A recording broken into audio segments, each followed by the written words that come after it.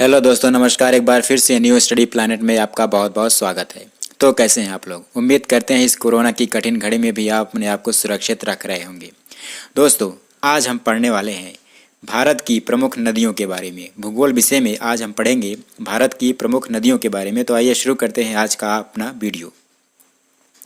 पहला प्रश्न है, भारत की गंगा नदी को बांग्लादेश में किस नाम से जाना जाता है? भारत की गंगा नदी को बांग्लादेश में किस नाम से जाना जाता है? पद्मा, जमुना, मेघना या फिर सांगपो? सही उत्तर हो जाएगा यहाँ पे ऑप्शन नंबर ए हो जाएगा, पद्मा।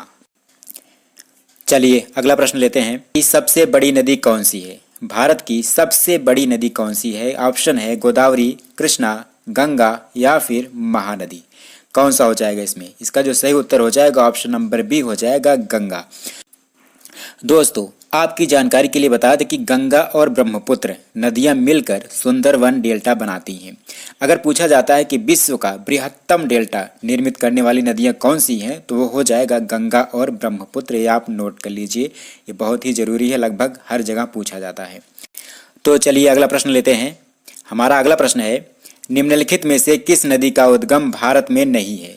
ऑप्शन है आपके कावेरी, नर्मदा, ब्रह्मपुत्र या फिर गंगा।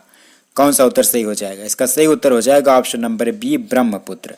दोस्तों, ब्रह्मपुत्र का जो उद्गम है वो तिब्बत से होता है और गंगा का जो उद्गम है वो उत्तराखंड से होता है। चलिए अगले प्रश्न पर चलते हैं।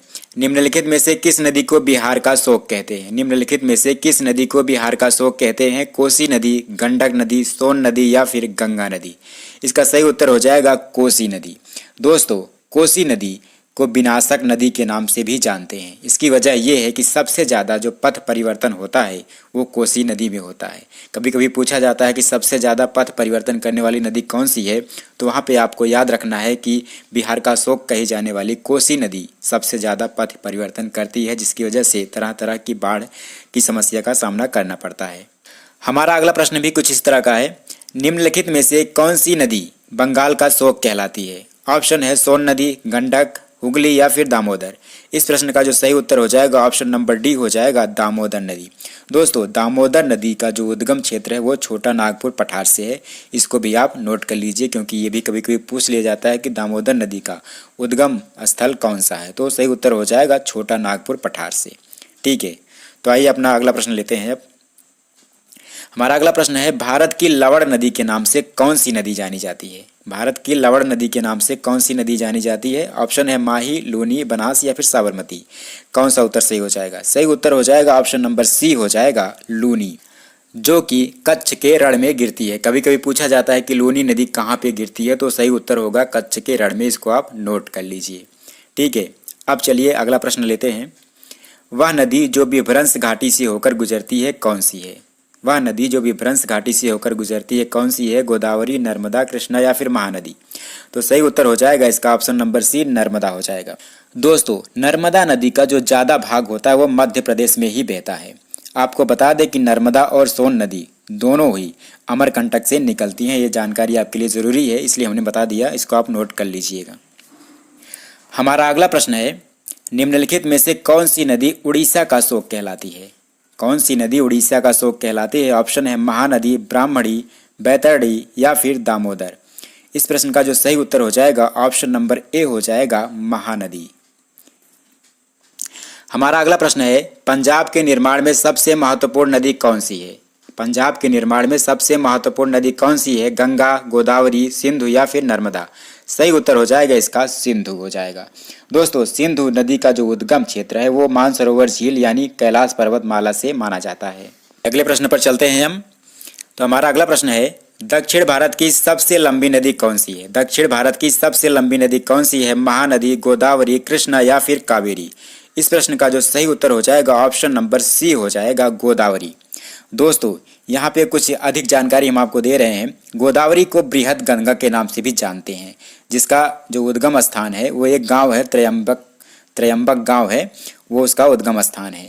और अगर पूछा जाता है कि दक्षिण भारत की गंगा किसे कहते हैं, तो यहाँ पे उत्तर बदल जाएगा। पवित्रता के कारण जो है कावेरी नदी को दक्षिण भारत की गंगा कहते हैं, ये नोट कर लीजिए। चलिए अगला प्रश्न लेते हैं। प्रायद्वीपीय भारत की सबसे बड़ी नदी कौन सी है? प्रायद्वीपीय भारत की सबसे बड़ी नदी कौन सी है? नर्मदा है, गोदावरी है, महानदी है या फिर कावेरी है? सही उत्तर हो जाएगा ऑप्शन नंबर सी हो जाएगा गोदावरी, जो कि महाराष्ट्र, तेलंगाना और आंध्र प्रदेश से होकर बहती है। अगला प्रश्न है, भारत में सबसे ऊंची ज्वार भित्ति वाली नदी कौन सी है? कावेरी, महानदी, हुगली या फिर कृष्णा? क्या हो जाएगा? इसका जो सही उत्तर हो जाएगा ऑप्शन नंबर बी यहाँ पे सही हो जाएगा, हुगली नदी। दोस्तों, भारत में सबसे बड़ा नदी मुख हुगली नदी के मुख पर है, ये भी आप नोट कर लीजिए। बहुत ही महत्वपूर्ण जो जानकारी हम आपको दे रहे हैं, तो आप इसको नोट करते चलिए। तो चलिए हम अपने अगले प्रश्न पर चलते हैं। हमारा जो अगला प्रश्न है वो है, चंबल नदी किन राज्यों से होकर बहती है? ऑप्शन है उत्तर प्रदेश, मध्य प्रदेश, राजस्थान से, राजस्थान, मध्य प्रदेश, बिहार से, मध्य प्रदेश, गुजरात और उत्तर प्रदेश से, गुजरात, मध्य प्रदेश और छत्तीसगढ़ से। क्या हो जाएगा? इसका जो सही उत्तर हो जाएगा दोस्तों ऑप्शन नंबर ए हो जाएगा, उत्तर प्रदेश, मध्य प्रदेश और राजस्थान से। ठीक है, अब चलिए अगले प्रश्न पर चलते हैं और ये हमारा आखिरी प्रश्न होगा। भागीरथी नदी कहाँ से निकलती है? भागीरथी नदी कहाँ से निकलती है? गंगोत्री से, गोमुख से, मानसरोवर से या फिर तपोवन से? तो इस प्रश्न का जो सही उत्तर हो जाएगा हमारा ऑप्शन नंबर सी हो जाएगा, गोमुख से।